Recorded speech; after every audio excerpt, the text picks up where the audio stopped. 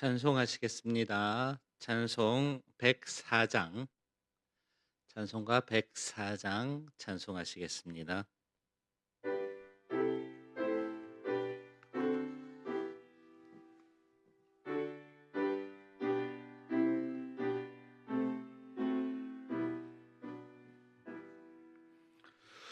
고도소서 임마누엘, 오구하소서 이스라엘. 그 포로 생활 고달파, 메시아 기다립니다.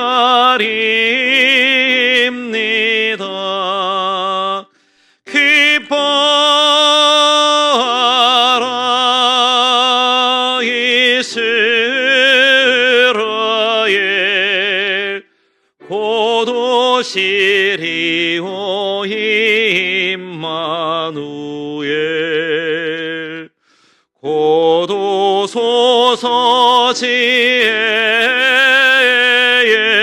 주, 온 만물 질서 주시고, 참 진리의 길 보이사,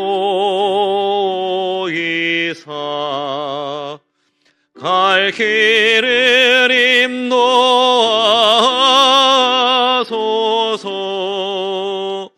기뻐하라 이스라엘, 고도시리오 임마누엘.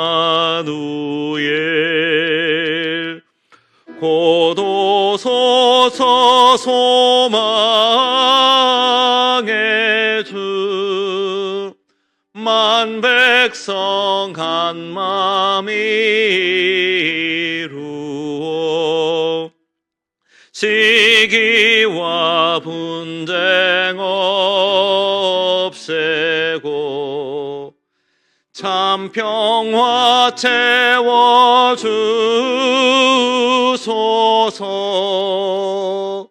기뻐하라 이스라엘, 고도시리오 임마누엘. 아멘. 105장 찬송하시겠습니다.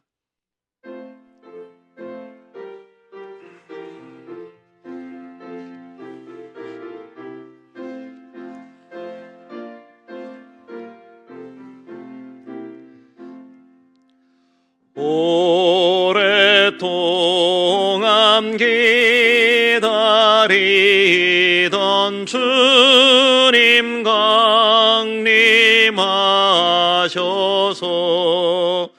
죄에 매인 백성들을 자유 얻게 하시네. 주는 우리 소망이요 힘과 위로 되시니, 오래 기다리던 백성 많은 복을 받겠네. 모든 백성 구하려고 임금으로 오시니, 영원토록 우리들을 친히 다스리시네. 죄로 상한 우리 마음 은혜로 드리고 주의 빛난 보좌 앞에 이르도록 하소서.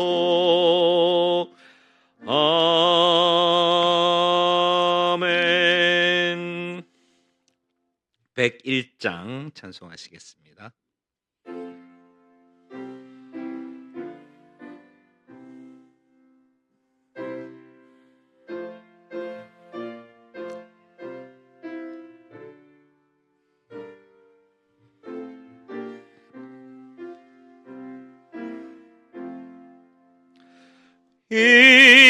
이새의 뿌리에서 새싹이 돋아나 예선된 노래대로 장미꽃 피었다. 한춘 겨울밤 주 탄생하시니 날 거룩한 날이요. 이사야의 언대로 어리신 우리 주 동정녀 마리아의 몸 빌려 나셨다. 탄생한 아기는 영원한 구세주라. 참 기쁜 날이요. 그 부드러운 향기 온 하늘 채우고 그 영광 찬란한 빛 어둠을 쫓았다. 참신과 참사람 우리를 구하셨다. 영광의 날이요.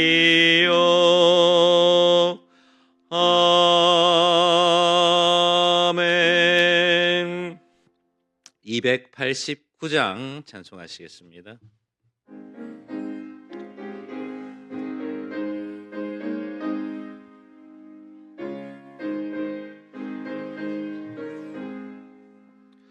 주 예수 내 맘에 들어와 계시는 변하여 새 사람 되고 내가 늘 바라던 참빛을 찾음로 주 예수 내 맘에 오심 주 예수 내 맘에 오심 주 예수 내 맘에 오심 물밀듯 내 맘에 기쁨이 넘침은 주 예수 내 맘에 오심 주 예수 내 맘에 들어와 계신 후 망령된 행실을 끊고 머리털보다도 더 많던 내 죄가 눈보다 더 희어졌네 주 예수 내 맘에 오심 주 예수 내 맘에 오심 물밀듯 내 맘에 기쁨이 넘침은 주 예수 내 맘에 오심 내 맘의 소망을 든든히 가짐은 주 예수 내 맘에 오심 의심의 구름이 사라져 버림도 주 예수 내 맘에 오심 주 예수 내 맘에 오심 주 예수 내 맘에 오심 물밀듯 내 맘에 기쁨이 넘침은 주 예수 내 맘에 오심 사망의 음침한 골짜기 가다가 밝은 빛 도련히 비춰 저 멀리 하늘 문 환하게 보임도 주 예수 내 맘에 오심 주 예수 내 맘에 오심 주 예수 내 맘에 오심 물밀듯 내 맘에 기쁨이 넘침은 주 예수 내 맘에 오심 내가 저 천성에 올라가 살기는 주 예수 내 맘에 오심 천성에 올라가 주님을 뵈리니 그 기쁨 비길 데 없네 주 예수 내 맘에 오심 주 예수 내 맘에 오심 물밀듯 내 맘에 기쁨이 넘침은 주 예수 내 맘에 오심 412장 찬송하시겠습니다.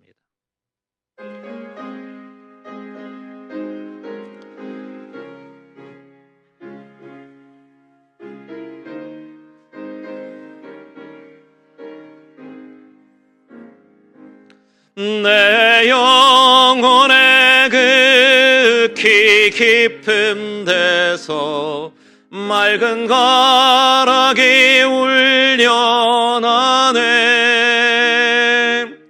하늘 곡조가 언제나 흘러나와 내 영혼을 고이 싸네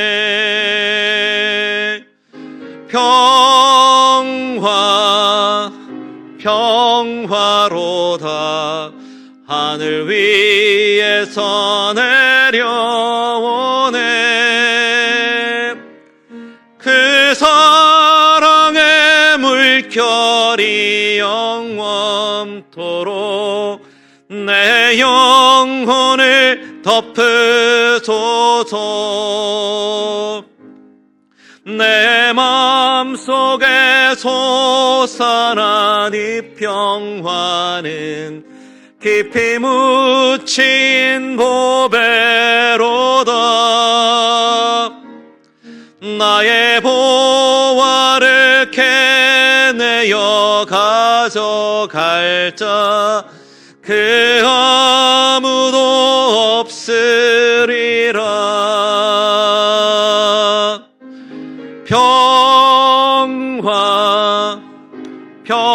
평화로다 하늘 위에서 내려오네 그 사랑의 물결이 영원토록 내 영혼을 덮으소서 내 영혼의 평화가 넘쳐남은 주의 큰 복을 받음이라 주야로 주님과 함께 있어 내 영혼이 편히 쉬네.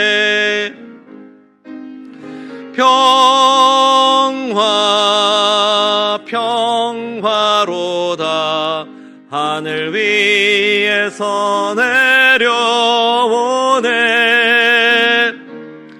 그 사랑의 물결이 영원토록 내 영혼을 덮으소서. 이 땅 위에 험한 길 가는 동안 참된 평화가 어디 있나. 우리 모두 다 예수를 친구 삼아 참 평화를 누리겠네.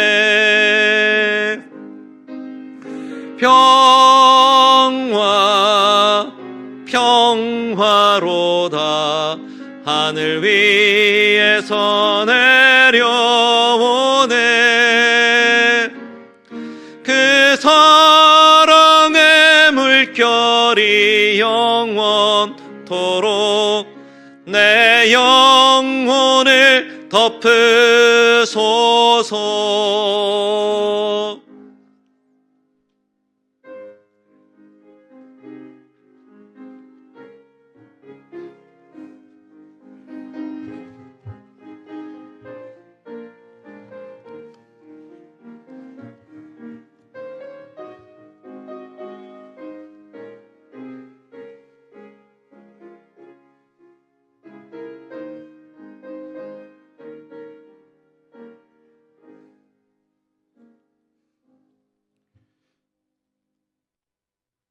하나님 아버지 감사합니다. 우리들에게 수요일 저녁을 허락해 주셨습니다.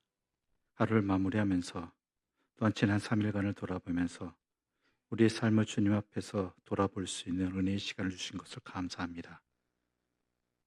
그러므로 이 시간 이 자리를 통해 들려주시는 말씀을 통해 아버지를 기억하고 아버지에 대해 더 알고 그리하여 아버지로 말미암아 우리의 삶을 회복해 나가는 은혜로 이어지게 하여 주시옵소서.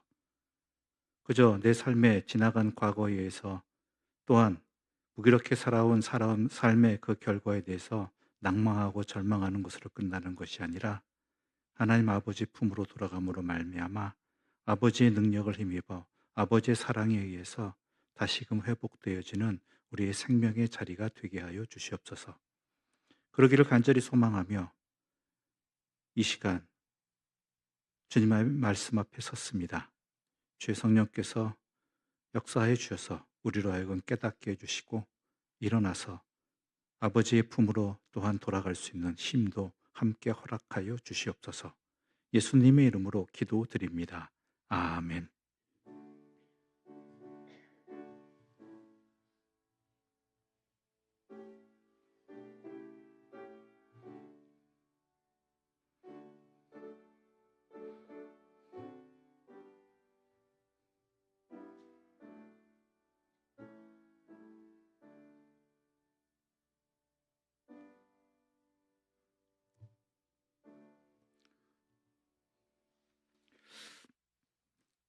계속해서 우리에게 들려주시는 말씀이죠. 누가복음 15장 17절부터 32절까지의 말씀입니다. 누가복음 15장 17절부터 32절 말씀입니다.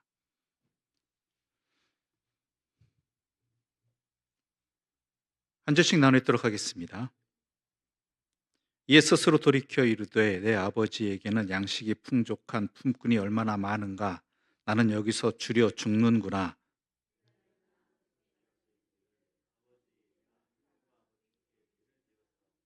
지금부터는 아버지의 아들이라 일컬음을 감당하지 못하겠나이다. 나를 품꾼의 하나로 보소서 하리라 하고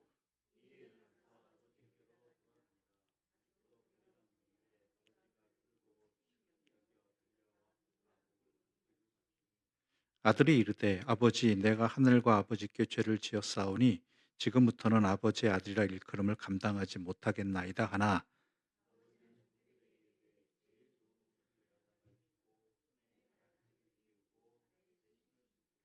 그리고 살찐 송아지를 끌어다가 잡으라 우리가 먹고 즐기자.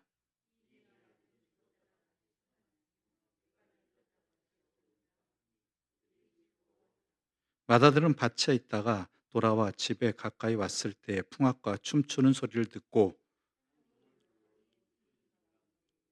대답하되 당신의 동생이 돌아왔음에 당신의 아버지가 건강한 그를 다시 맞아들이게 됨으로 인하여 살찐 송아지를 잡았나이다 하니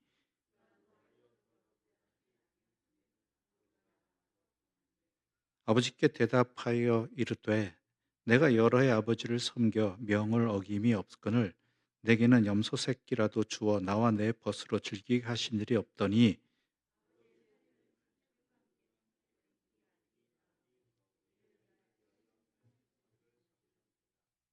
아버지가 이르되 예 너는 항상 나와 함께 있으니 내 것이 다 내 것이로되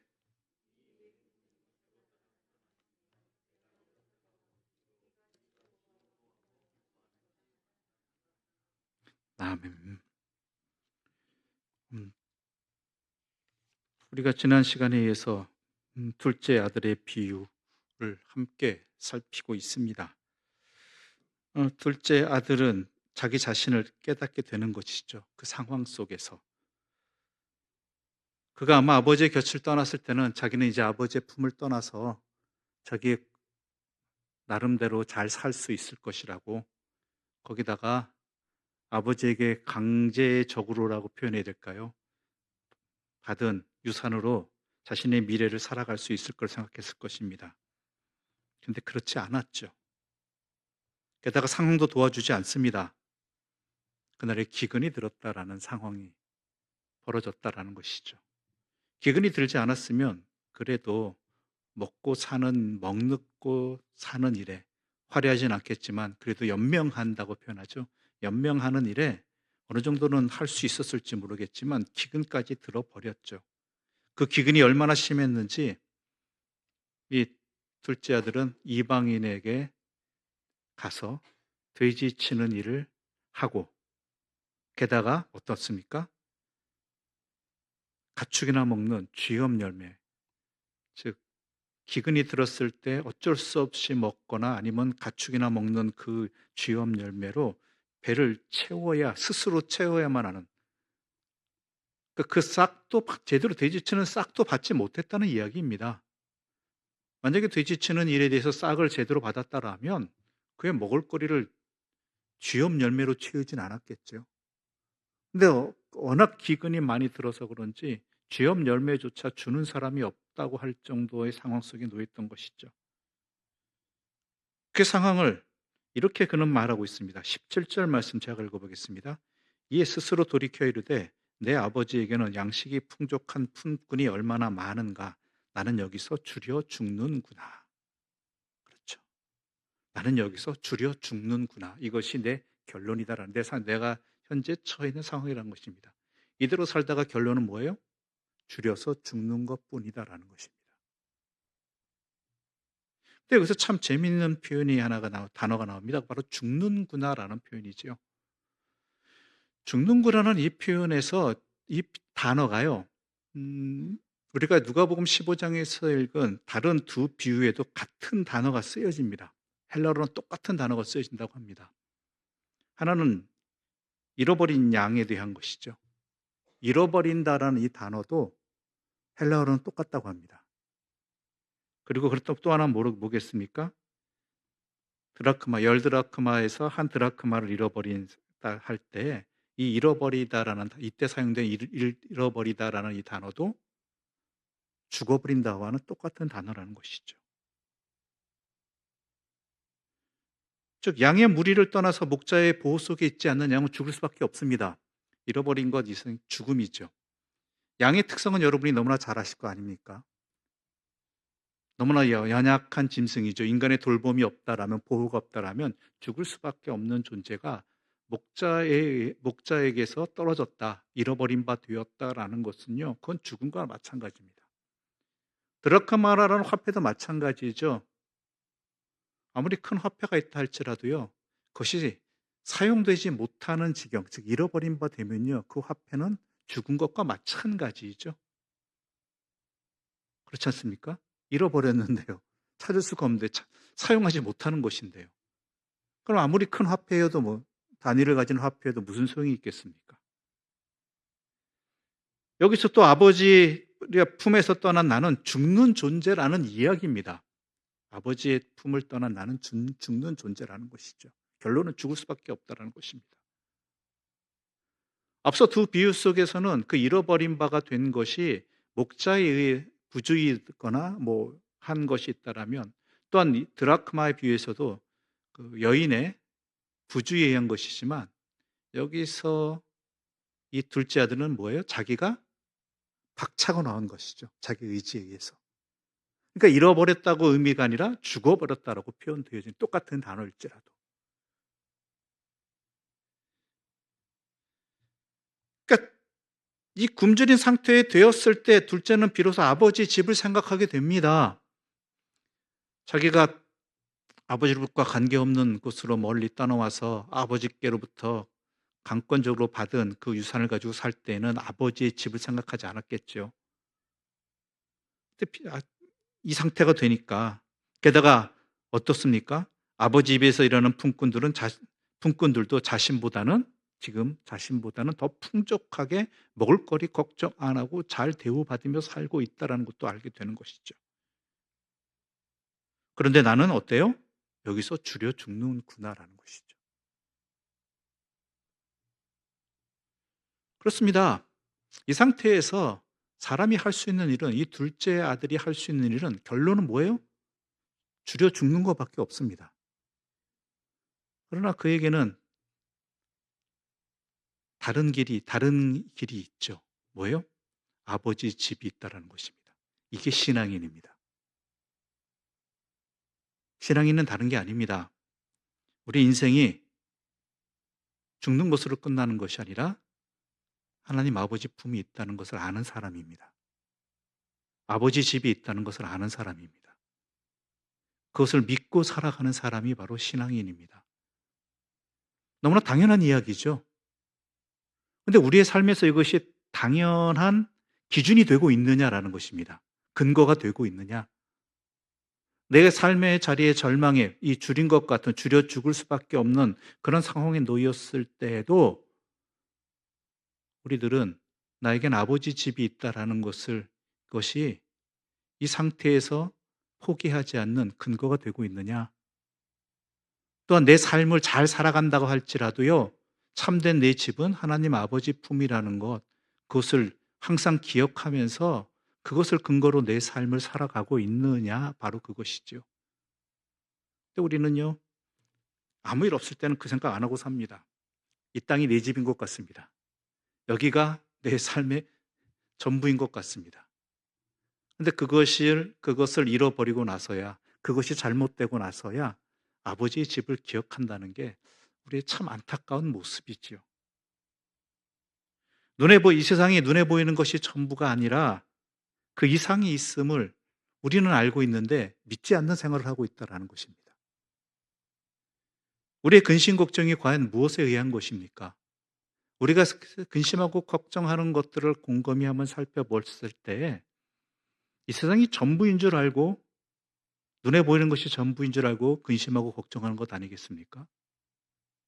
그런데 그 근심과 걱정의 자리에서 아버지 집을 생각한다라면, 이 땅에, 이 세상에서 보이는 것을 넘어선 그 다른 무엇이 있다는 것을 생각한다라면 우리가 지금을 보는 것과 또한 앞으로 해 나갈 바가 달라질 수밖에 없다라는 것이죠.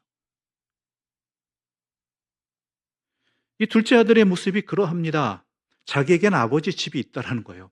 아버지 집을 생각하지 않았다라면 이 사람은 결론은 뭐예요? 주려 죽는 걸로 끝나는 거예요. 방법이 없어요.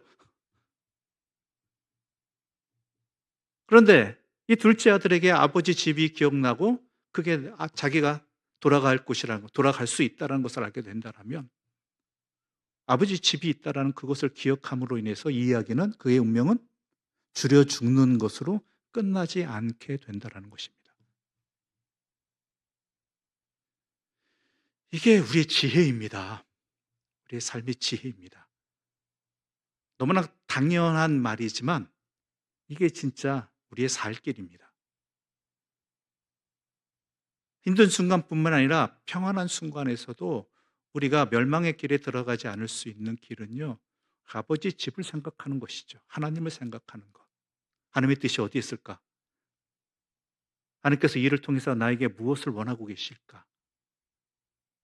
이런 것들을 생각하지 않는다면요, 그죠? 줄여 죽는 것밖에 그런 인생밖에 되지 않습니다. 그러니까요, 세상은요, 악한 영들은요, 한 가지입니다. 그 상황 속에서 우리로 하여금 아버지를 기억하지 못하게 하는 겁니다. 하나님의 뜻을 헤아리지 못하게 하는 겁니다. 그저 당신들의 건강이 부족한 것을 염려해라. 당신들의 재정이 부족한 걸 걱정해라. 그것에 사로잡혀서 하나님은 생각하지 말고 그런 것들에 사로잡혀서 모든 행동들을 판단하고 결정하고 살아가라라는 것이죠. 그런데 그 결과는 줄여 죽는 것밖에 없습니다. 우리는 그리스도인이고 우리는 그리스도인의 가정이고 그리스도인의 교회입니다. 그렇다면 아버지를 생각해야 되죠. 하나님을 생각해야 된다는 것이죠. 그럴 때 그는 일어나서 돌아가는 것입니다. 아버지께로 돌아갈 수 있는 것입니다. 참된 회복은 아버지께로 돌아감을 통해서 얻을 수밖에 없기 때문이라는 것이죠. 그래서 우리가 모든 역경 속에서 항상 성경이 말하는 것은 뭐예요? 여호와께로 돌아가자. 하나님께로 돌아가자. 바로 이 부분이에요. 다른 특별한 방법 이야기하지 않습니다. 하나님을 기억하고 하나님께로 돌아가자라는 것이죠. 내 삶을 하나님께로 돌이키라는 것입니다. 하나님께 방향을 맞추라는 것이고 하나님 가까이 가는 것, 하나님께 나아가는 것, 하나님의 뜻에 따르는 것을 내 삶의 목표점으로 해결책으로 삼으라는 것이죠. 그게 세상이 보기엔 답답한 것 같이 보여집니다. 지금 당장 줄이게 생겼는데 당장 일거리를 찾아야 되고 돈을 벌어야 되고 건강을 회복해야 되는데 물론 맞겠죠. 그러나 더 중요한 것이 무엇이냐? 아니, 가장 중요하고 놓치지 말아야 되는 단 한 가지는 바로 그 모든 것들을 하나님 앞으로 돌아가는 자리로 하나님의 뜻을 따르고 행하는 자리로 삼아야 한다라는 것이죠. 그게 그리스도인입니다. 그래서 그리스도인이 참 행복한 사람이 되는 것입니다. 뭐 어려운 것 요구한 거 아니지 않습니까? 뭐 특별한 것, 말 그대로 무슨 조건을 갖춰야 되고 무슨 자격을 갖춰야 되고 무슨 경력을 쌓아야 되고 이런 것 아니잖아요. 이 작은 아들이, 둘째 아들이 아버지께로 돌아갈 때 무슨 경력을 더 쌓았습니까? 자격을 더 회복했습니까? 아버지 탕진한 재산의 일부라도 내가 마련해서 가야지 염치가 있지, 그렇게 생각하라고 하지 않지 않습니까? 그냥 돌아갔습니다. 그냥.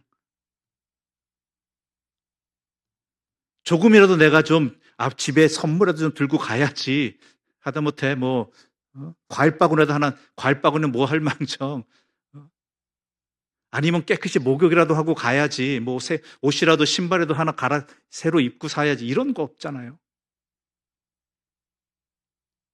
그냥 아버지께로 돌아가는 거예요. 내 모습 이대로.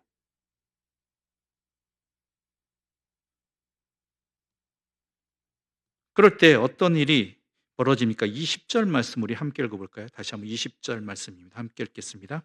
이에 일어나서 아버지께로 돌아가니라. 아직도 거리가 먼데 아버지가 그를 보고 측은히 여겨 달려가 목을 안고 입을 맞추니. 20절 하반절에 특히 은혜롭습니다. 아직도 거리가 먼데, 아직도 거리가 멀다라는 것이죠.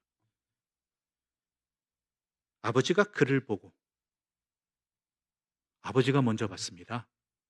아버지가 먼저 봤어요. 근데 이 둘째 아들의 행색이 아버지가 알아볼 행색은 아니지 않습니까?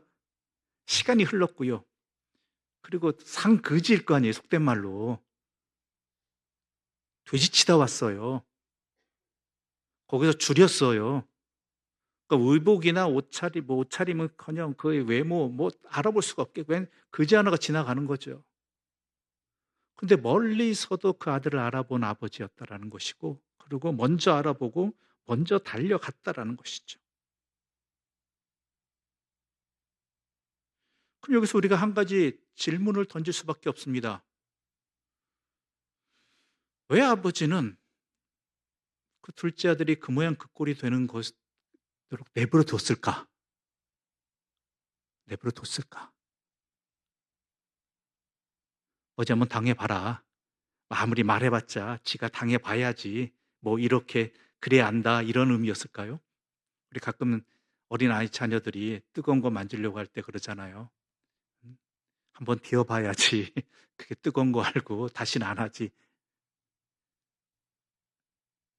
그런 심정이었지는 않았을, 우리 아버지라면 하나님은 그러지 않았었다는 것이죠. 중요한 건 뭐예요? 하나님 아버지는 강권적으로 강제하시는 분이 아니라 기다리시는 분이라는 거예요. 스스로 돌아오기를 기다리시는 분이 우리 하나님이시라는 거예요. 강제적으로도 말리죠. 강제적으로도 예배 참석하게 하죠. 강제적으로라도 헌금하게 하죠. 그랬다라면은 우리는 아마 인생이 틀린 것은 안 할 수 있을지 모르겠지만 자유는 없었을 것입니다. 기쁨은 못 누렸을 거예요. 참된 기쁨은. 그렇지 않습니까? 자녀들 공부시킬 때 마찬가지죠. 강제로 시켜보세요. 물론 그래서 성과도 얻어지긴 합니다. 강제로도 시켰어. 그런데요, 진짜 성과는 뭐겠습니까? 자기가 공부의 재미를 알고 또 왜 공부해야 되는가 또 알게 되고, 그래서 말미암아 자기 스스로 하게 되는 것, 그건 못 이기거든요. 그래야지 그 공부하던 기억이 그에게는 좋은 기억이 되고요. 또한 앞날을 앞으로도 살아가고 준비하는 데 있어서 좋은 기회가 되는 것입니다. 지혜가 되는 것이고. 아이, 지긋지긋한 학교 생활 끝났다, 공부 끝났다. 그러면 그동안 그 고생한 게 얼마나 아깝습니까? 그 수고하고 노력한 것들이, 밤잠 몇 시간 못 자고 한 것들이 지긋지긋한 것이 되어버리는 인생의 경험이라면은 그만큼 안타까운 일이 어디 있겠어요? 그걸 따지지 않더라도요, 우리 하나님은 그러신 분이에요. 우리가 스스로 돌아오기를 기다리고 학수고대 하시는 분이에요. 스스로 돌아오기를.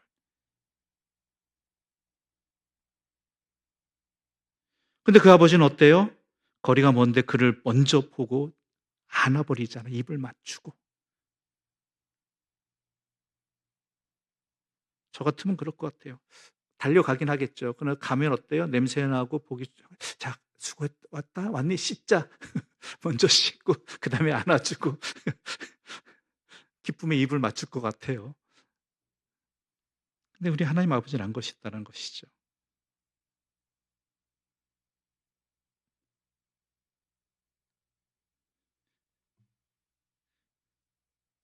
그뿐만이 아니죠. 이 아버지가 어떻게 달려갑니까? 달려갔다고 되어 있잖아요. 당시 중동의 남자들은 뛰는 법이 없었다고 합니다. 우리나라 양반님네들처럼. 저도 얼마 전까지는 잘 안 뛰던 사람이죠. 횡단보도에서 깜빡깜빡 그 파란불이 깜빡깜빡하고 10몇 초 이상 남아 10몇 초 정도 남았으면 전 다음에 건너자 주의지 안 뛰거든요. 마찬가지로 중동의 남자들도 그랬다는, 근데 이 아버지는 어땠어요? 달려갔다는 거예요. 달려갔다고. 이 달려가다는 의미는요, 전력 질주했다는 것입니다. 전력 질주. 자기 체면을 보고 그냥 달려갔다는 거예요. 그런 아버지의 환대 앞에 어떠한 반응이 나타나냐? 21절 함께 읽어볼까요? 21절입니다. 함께 읽겠습니다. 아들이 이르되 아버지, 내가 하늘과 아버지께 죄를 지었사오니 지금부터는 아버지의 아들이라 일컬음을 감당하지 못하겠나이다 하나. 회개가 나타나요. 아버지의 이 멀리서도 알아보고 달려와서 끌어안아주고 입 맞추고 하는 이 사랑의 행위에 이 작은 아들은요, 진심 어린 회개가 나옵니다.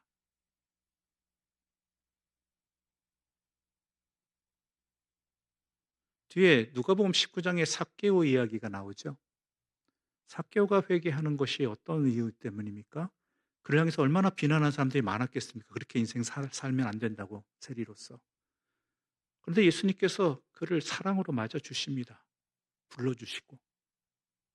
그로 말미암아서 그는 참된 회개를 하고 그의 삶을 완전히 말 그대로 말도 안 되게 돌이켜 버리잖아요. 뒤에 우리가 얘기하겠지만 진정한 회개와 진정한 회개의 삶이 이어지게 되는 것이죠.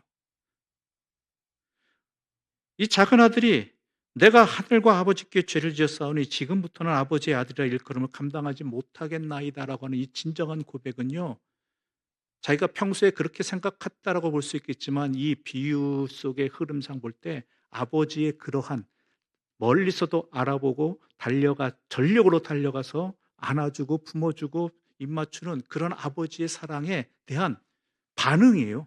응답이에요.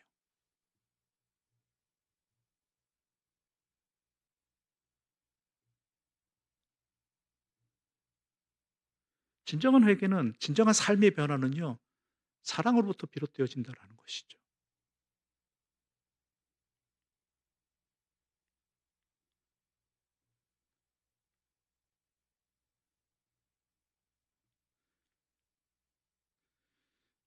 그러자 아버지는 어떻게 합니까? 22절 말씀 함께 읽어보겠습니다. 22절입니다. 함께 읽겠습니다. 아버지는 종들에게 이르되 제일 좋은 옷을 내어다 입히고 손에 가락지를 끼우고 발에 신을 신기라. 제일 좋은 옷을 입히게 합니다. 제일 좋은 옷. 당시 옷은요, 신분을 상징합니다. 그래서 신분에 따라 입을 수 있는 옷이 있고 입을 수 없는 옷이 있고 특히 색깔은 더 그러했죠. 왜냐하면 염색이라는 것 자체가요, 너무나 비싼 것이었기 때문입니다. 그래서 함부로 그 색깔 옷을 입는다는 거는, 그거는 일반 평민들에게서는 경제적인 상황도 마찬가지지만 당시에 색깔들이 누구는 어떤 컬러는 입어서는 안 된다라는 것들이 정해져 있죠. 특히 로마 제국 시대 같은 경우는 보라색이 황제의 색깔이라고 그러죠. 황제의 색깔로 해가지고 아무나 입을 수 없는 것이요. 나중에는 뭐 황제의 권위가 약해질 때는 돈 많은 귀족들도 마음껏 입던 컬러의 색깔이었겠지만 원래 그렇다라는 것이죠. 옷을 입히게 합니다. 신분을 회복시켜 주는 것입니다. 이 둘째 아들의 원래 모습으로 회복시켜 주는 거예요. 원래 자리로 둘째 아들. 그는 도저히 그럴 수 없는 존재이거든요. 오죽하면 자기 입으로 뭐라고 그래요? 아버지의 아들의 일컬음을 받을 수 없습니다라고 이야기하잖아요. 종들의 하나로 취급당해도 괜찮다라고 하는 상황인데요. 아무것도 아들은 한 거 없거든요. 아버지께로 돌아온 것 하나밖에 없거든요. 근데 아버지의 사랑으로 말미암아 이 신분을 다시, 아버지 유산을 달라고 하는 것은 전에 말씀대로 뭐예요? 아버지를 죽은 존재로 취급했다라는 것이잖아요. 아버지의 명예를 더럽혔죠. 돼지친을 했는데 이방인 가운데서 유대인의 아버지 가문의 명예를 더럽힌 아들인데요. 근데 묻지도 따지도 않고 바로 신분을 그냥 아버지께 돌아왔다는 그것 하나죠. 그래서 어떤 분은 이렇게 얘기했습니다. 하나님의 전능하신 부분은 나를 사랑하시는 것에 있다라는 것이죠. 하나님이 아니면 나 같은 존재 이런 사랑 못 받는다는 거예요. 아무나 이런 사랑할 수 없다라는 것이죠. 하나님의 전능하심이 아닌 이상은. 오늘 본문의 것이 너무나 잘 드러나 있죠. 그뿐만이 아니죠. 좋은 옷을 입힐 뿐만 아니라 가락지를 끼우게 됩니다. 권리입니다. 가락지는 권리를 상징한 것이거든요. 그래서 어떤 자기의 권위를 상징하는 것에 어떤 글이 편지 같은 거 보낼 때도 거기에 그 인장을 통해서 자기 가락지의 그 표식을 통해서 자기의 권위를 드러내기도 합니다. 분명히 이 둘째 아들은 유산 다 갖고 나갔잖아요. 자기 몫의 유산을. 그런데 그걸 다시 회복시켜 준다라는 거예요. 다시. 유산을 상속받기 이전의 상태로 다시 회복시켜 주신다라는 것입니다. 신분은 신분입니다. 신분을 상징하는 것이죠. 내 둘째 아들이다라는 거예요. 내 둘째 아들이다. 내 아들이다. 정확히. 종이 아니라 내 자녀다. 그뿐만이 아니죠. 23절을 보게 되면 뭐라고 합니까? 그리고 살찐 송아지를 끌어다가 잡으라. 우리가 먹고 즐기자. 살찐 송아지를 잡았다라는 거예요. 살찐 송아지. 헬라어 본문에는 이렇게 돼요. 그 살찐 송아지라고 이야기합니다. 그 살찐. 그러니까 어떠한 특별한 목적을 위해서 준비해둔, 잔치를 위해서 준비해둔 특별한 어떤 좋은 송아지가 있었나 봅니다. 그것 가져다 잡자. 그것으로 잔치하자라는 것이죠.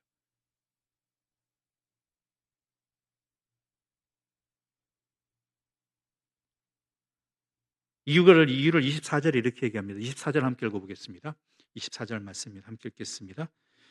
내 아들은 죽었다가 다시 살아났으며 내가 잃었다가 다시 얻었노라 하니 그들이 즐거워하더라. 앞서 말씀드렸죠. 같은 단어가 쓰였다고. 잃어버렸다는 단어하고 죽었다는 단어. 이것도 마찬가지예요. 죽었다가 다시 살아났으며 잃어버렸다가 다시 얻었노라.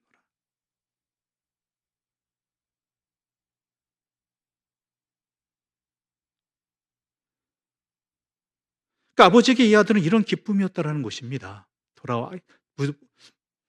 이 아들의 돌아옴이 죽은 아들이 살아난 것이고 잃어버린 그 존재가 다시 찾음이 되었다라는 것이죠. 그런데 처음에 기억하십니까? 이 둘째 아들의 비유를 이야기할 때 했던 말이 있습니다. 이 비유를 읽을 때 우리가 중요하게 놓치지 말아야 되는 부분이 있다라고. 이 비유의 목적은 둘째 아들이 아니다라는 것이죠. 기억하시죠? 우리 누가복음 15장 1절과 2절의 말씀 함께 읽어보겠습니다. 누가복음 15장 1절과 2절입니다. 함께 읽겠습니다. 모든 세리와 죄인들이 말씀을 들으러 가까이 나아오니 바리새인과 서기관들이 수군거려 이르되 이 사람이 죄인을 영접하고 음식을 같이 먹는다 하더라.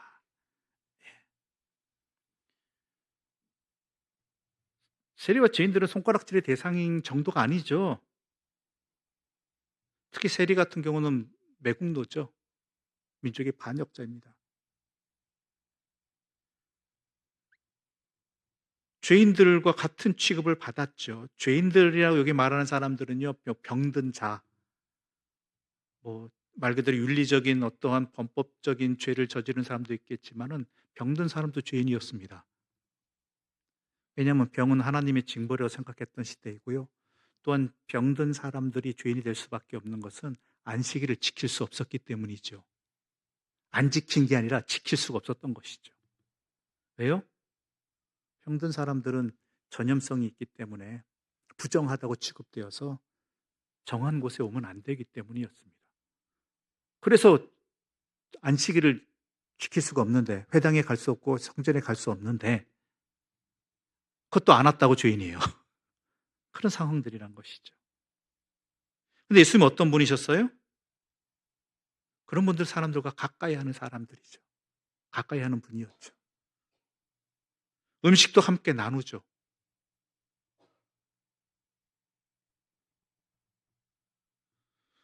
그러니 이 바리새인과 서기관들에게서는 이거는 용납할 수 없는 것입니다. 자기들은 그 사람들과 멀리함으로써 그 사람들을 정죄하고 멀리하고 구별하고 차별함을 통해서 자신들의 하나님의 자녀됨을, 옳음을 증명하며 살아왔던 사람들인데, 그것을 지키는 것이 자신의 신앙을 지키는 길이라고 여겨왔던 사람들인데, 둘이 예수님이 와서, 자신을 메시아라고 하시는 분이 와서 그걸 깨고 있다는 것입니다. 그 얘기 뭐예요? 자기들이 잘못됐다는 얘기잖아요. 더 잘못됐다는 것을 넘어서서요, 자기들의 삶을 고치라는 것입니다. 내가 이렇게 했으니까 너희들도 이렇게 하라거든요. 근데 이 바리새인들과 서기관들이 그거 받아들일 수 있겠습니까? 용납할 수 없는 거죠. 지금까지 신앙인 줄 알고 지켜왔던 것이 철저하게 지켜왔던 거잖아요. 대대로.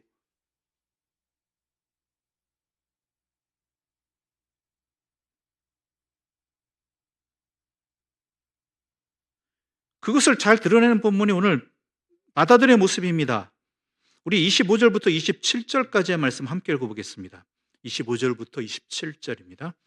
마다들은 밭에 있다가 돌아와 집에 가까이 왔을 때 풍악과 춤추는 소리를 듣고 한 종을 불러 이 무슨 일인가 물은데 대답하되 당신의 동생이 돌아왔음에 당신의 아버지가 건강한 그를 다시 맞아들이게 됨으로 인하여 살찐 송아지를 잡았나이다 하니. 밭에 있었답니다. 마다들은 참 성실한 사람입니다. 그렇죠. 자기에게 주어진 일에 성실히 했습니다. 바리새인과 서기관 같은 경우는 어떻습니까? 안식일을 기억하여 철저히 지키고 그 외에 또한 여러 가지 율법에 따른 규례들을 성실히 지킨 사람들이죠. 어떻게 하면 더 성실히 지킬 수 있을 것인가, 규례까지 다 세밀하게 살폈던 사람들이니까요. 그런데 이 마다들이 밭에서 이 성실히 살다가 돌아와 집에 가까이 왔는데 집에서 풍악과 춤추는 소리를 듣게 됩니다. 잔치자리가 열린 거죠. 그렇다면 어떻게 될까요? 도대체 무슨 잔치가 들렸는가 들어가 봐야 되잖아요. 집에 가서. 집에 안 들어가고 종을 부릅니다. 왜 그랬을까요? 이미 이 사람도 알고 있어요. 누가 왔다고? 그놈의 둘째 아들이 왔다는 걸 알고 있는 거예요. 왜냐하면 종들이 이야기했겠죠. 그 아버지가 그렇게 기뻐하는 일인데 그 종들이 그 모습 안 받게, 종들에게 가서 옷을 옷 가져서 입히고, 뭐 난리 쳤잖아요. 뭐 신발 신기고 가락지 끼고. 그 중에 한 종이 가서 말 안 했겠습니까? 자기 딴에는 좋은 소식이니까 첫째 아들에게 가서 얘기했죠. 둘째 동생분이 돌아왔습니다.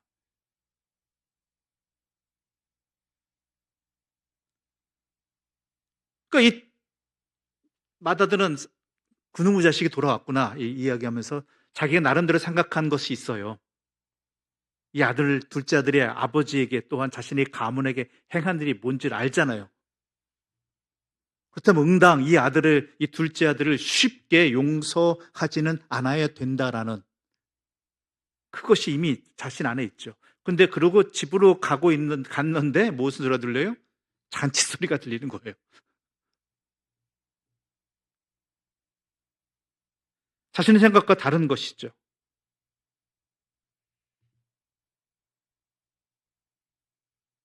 당신의 아버지가 건강한 그를 다시 맞아들이게 됨으로 인하여 살찐 송아지를 잡았나이다. 그러니까 이 살찐 송아지라는 이 앞에 아까도 말씀드렸지만 그 살찐 송아지라는 것은 이 마다들도 알고 있는 거예요. 그 송아지가 어떤 송아지인지. 근데 그걸 잡았다라는 것은 더 화나는 일이죠. 28절을 보게 되면 그 아들은 화가 나가지고 집에 안 들어갔답니다. 도저히 받아들일 수 없는 일이거든요. 우리도 그런 마음 있잖아요. 그렇죠? 뭔가 혼내든가, 뭔가 반성의 시간을 갖게 한다든가. 그것도 잘 봐준 거죠. 네가 어딜 여기 왔느냐고 도로 내쫓는 게 일반적인 반응이잖아요. 더 화나는 게 뭔지 아세요? 비교예요, 비교. 우리의 삶에 있어서 비교는 참 굉장히 조심스러운 부분입니다. 싸움 나기 딱 좋은 거예요. 그래서 부부싸움 가장 많이 하는 것 중에 하나가 다른 집 배우자랑 비교하는 것이고, 또한 자녀들도 옆집 내 친구 아들, 딸과 비교하는 거잖아요. 옆집 아들, 딸들하고. 29절과 30절 함께 읽어볼까요? 29절과 30절입니다. 함께 읽어보겠습니다. 아버지께 대답하여 이르되 내가 여러 해 아버지를 섬겨 명을 어김이 없거늘 내게는 염소 새끼라도 주어 나와 내 벗으로 즐기게 하신 일이 없더니 아버지의 살림을 창녀들과 함께 삼켜버린 이 아들이 돌아오매 이를 위하여 살찐 송아지를 잡으셨나이다. 대조되죠? 내가 여러 해 아버지를 섬겨 명을 여김이 없었다라는 것이죠. 근데 둘째 아들은 어땠어요? 아버지의 생명, 살림이 생명이라고 그랬잖아요. 살림살이가 생명살이잖아요. 생명을 창녀들과 함께 삼켜버린 이 아들. 자기는 아버지를 섬겨서 명을 어김없이 살아왔는데 둘째 아들은 아버지의 생명을 창녀들과 함께 낭비해버린 그러한 존재라는 것이죠. 그런데 내게는 염소 새끼 한 마리도 주어서 주지도 않았고, 근데 이 아들은 어때요? 둘째 아들에게는 살찐 송아지를 잡았다. 이게 더 화나는 거예요, 이게. 이게 더 화나는 거지. 너무나 불공평하잖아요. 너무나 말도 안 돼. 여러분이 하면 화 안 나시겠어요? 여러분들이 20년, 30년 그 고생해 가면서 헌신하면서 수고하면서 하나님의 교회에서 하나님의 일들을 섬겼습니다. 그러나 어느 날 갑자기 내가 보기엔 자격도 안 되고 뭣도 안 되는 사람이, 온 지 얼마 안 된 사람이 항존 직분을 받네? 나도 아직 못 받았는데? 그럼 그 순간부터 말 나오는 거죠, 이제. 또 거기다 옆에서 살짝 건드잖아요. 집사님이 하셔야 되는데 어떻게 그렇게 됐네요. 하는 말이겠지만 듣는 사람 입장에서는 이게 속 타는 일이죠.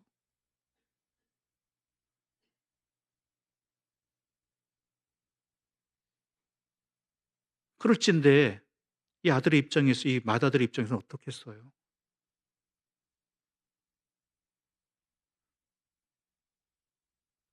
아니, 돌아온 건 반갑다. 그래, 반갑다고 할 수 있어요. 그래요. 다시 깨끗한 옷을 입혀주는 것도 그래요. 좋은 옷, 가락지 반지, 아유, 그거. 근데 나한테 염소 새끼 한 마리 내준 적도 없으면서 저 놈을 향해서는 살찐 송아지를 내줘 잔치를 벌여요?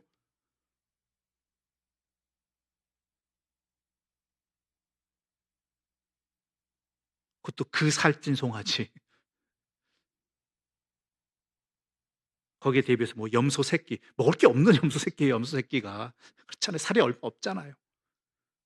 이런 상황이니 말도 안 되죠. 자기들은 평생을 하나님을 섬기면서 하나님의 율법을 철저히 지키려고 했던 사람이고, 세리와 죄인들은 자기 형편에 따라서 자기 마음대로 하나님 아버지께서 떠난 사람들인데 그들과 함께하고 내가 그들을 위해서 메시아가 왔다 그러고, 이건 받아들일 수 없는 것이죠.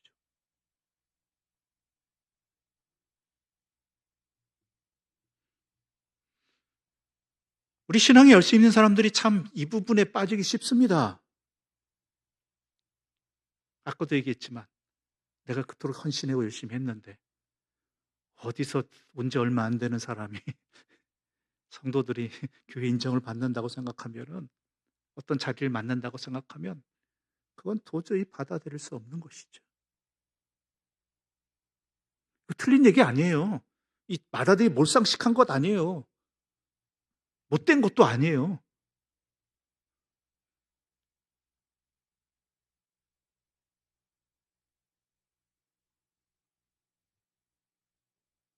그런데 중요한 건요, 그렇다면 이 맏아들은 무엇을 놓쳤는가, 왜 그렇게 했는가라는 것이죠. 왜?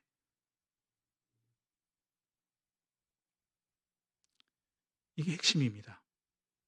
이 맏아들은요, 자기 생각을 주장했지만, 자기 판단이고 이건 맞는 얘기지만, 중요한 것은 아버지의 마음을 몰랐다라는 거예요. 아버지의 마음을.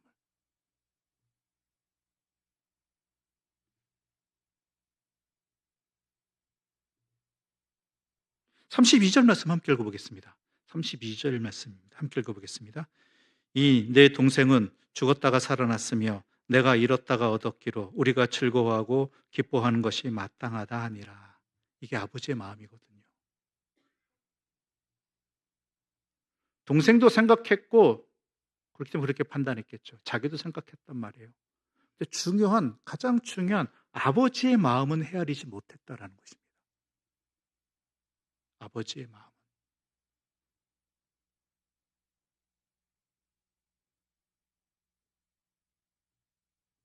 우리가 신앙생활에서 가장 중요한 핵심이 이거예요. 어떻게 살아갈 거, 어떻게 판단할 것인가 할 때요. 하나님 아버지의 뜻은 어디 있는가? 하나님 아버지의 마음은 어떠한가라는 거예요.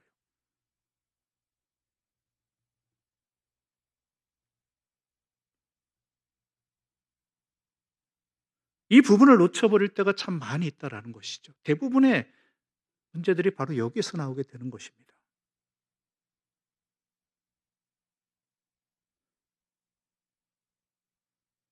어떤 일들을 볼 때, 어떤 사람과의 관계를 볼 때, 분명히 우리에게 상식적이고 세상적인 기준들이 있고 여러 가지 상황들이 있습니다.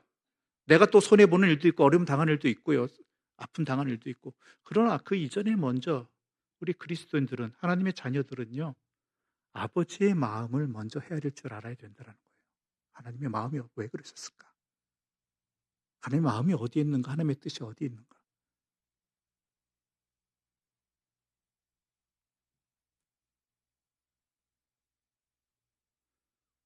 옳고 그름이라는 거 판단 분명히 있어야 되겠지만 그보다 앞서야 되는 게 하나님 아버지의 마음은 어떠한가라는 것이죠. 하나님의 뜻.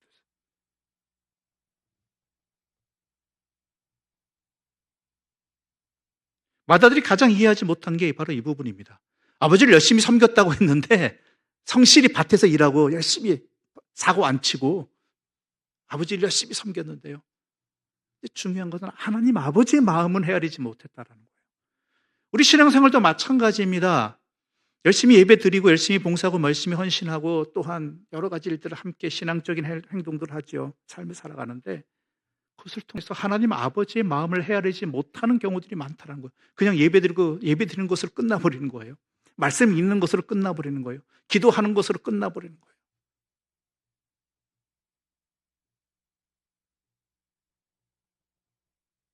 그것을 통해서 하나님을 알아가고 하나님 아버지의 마음을 알아가는 것에 더 거기까지 나아가지 못한다라는 것이죠.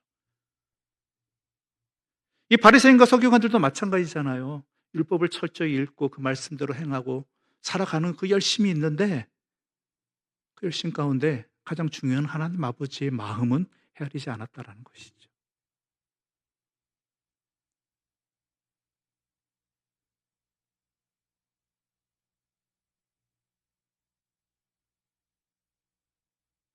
마달과 같은 우리의 신앙의 삶의 태도들이 있습니다. 그걸 극복하는 가장 바른 길은요, 아버지의 마음을 아는 겁니다. 아버지의 마음이 내 마음이 되는 겁니다. 바로 그것이 우리의 신앙에 있는 율법주의를 극복하는 길입니다. 철저히 지켜야 되는 건 맞고 섬기는 건 맞습니다. 그러면서 그것을 통해서 우리가 하나님 아버지의 마음을 알아가고 아버지의 뜻대로 행하는 그것에 있어야 되지, 그것만 지키고 그것을 강요하는 것을 통해서 누구를 정죄하고 이런 모습들, 하나님 마음일까요, 그게?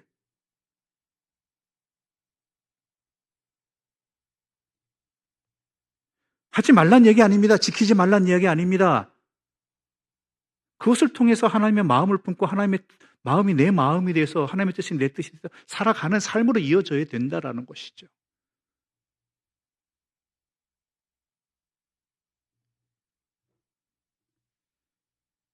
마다들은 그러지 못했다는 것이고 바리새인과 서기관들은 그렇지 못했기 때문에 우리 주님이 거듭거듭 비유를 통해서 계속 이야기해 주시는 거예요. 그토록 율법은 잘 알면서 규례와 어, 여러 가지 조례들은 잘 알면서 왜 아버지의 마음을 알지 못하느냐.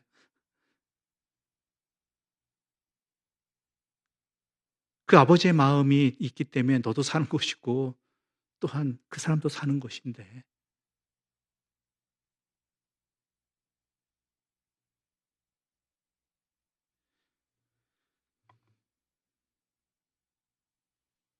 이 이야기는 이 비유는 결론이 없는 이야기입니다. 결론이 없죠. 32절에 아버지의 마음을 이야기하고 아버지의 결론을 마음을 이야기했는데 그다음에 마다들이 어떻게 했다는 이야기는 없습니다. 여기는 두 가지 의미가 있겠죠. 가장 먼저는 이 아들이 돌이키지 않았다. 그렇죠. 바리새인과 서기관들이 이 마다리라고 한다면 예수를 십자가에 못 박아 버렸잖아요.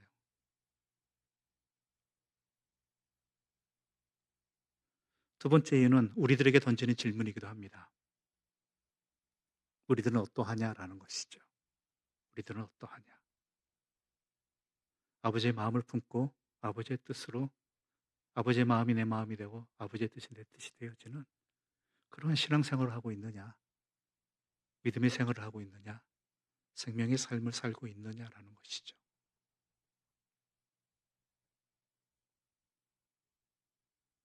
적어도 우리의 결론은 이 마다들과 같지 않기를 바라고요. 바리새인과 서기관과 같지 않기를 바랍니다. 그래야 아버지의 마음에 함께 기뻐하고 즐거워할 줄 아는 그러한 우리의 삶의 모습이 있기를 간절히 소망하면서 이 비유를 함께 나눴습니다. 기도드리겠습니다. 하나님 아버지 감사합니다. 우리가 여러 가지 일들을 합니다. 신앙생활도 열심히 합니다. 그런데 그 열심 가운데 아버지 마음을 깨닫고자 하는, 아버지의 마음이 내 마음이 되고자 하는, 아버지의 심정이 내 심정이 되고 아버지의 뜻이 내 뜻이 되고자 하는 그 참된 열매를 맺지 못하고 있지는 않았는지 예수님의 이 비유를 통해서 돌아볼 수 있는 은혜를 주신 것 감사합니다. 둘째 아들이 그런 하나님 아버지의 은혜를 힘입었다, 입었다, 그래서 살아났다 라는 것으로 그치지 말게 해주시고 아버지의 마음을 깨닫고 내가 아버지의 뜻대로 행하고 아버지의 마음으로 살아가는 참된 생명의 삶을 살아가는 우리 모두가 되게 하여 주시옵소서. 그래야 이 땅에 많은 둘째 아들과 같은 사람들이 아버지와 같은 마음으로 아버지의 뜻을 깨닫고 돌이키게 하는 그런 하나님의 도구들이 되게 하여 주시옵소서. 그러한 도구로서 내가 내 삶을 밝히게 해주시고 또한 그러한 향기를 세상에 풍겨내는 그러한 그리스도의 향기가 되게 하여 주시옵소서. 예수님의 이름으로 기도드립니다. 아멘.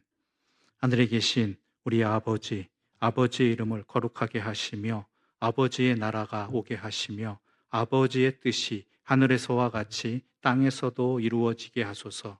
오늘 우리에게 일용할 양식을 주시고 우리가 우리에게 잘못한 사람을 용서하여 준 것 같이 우리 죄를 용서하여 주시고 우리를 시험에 빠지지 않게 하시고 악에서 구하소서. 나라와 권능과 영광이 영원히 아버지의 것입니다. 아멘.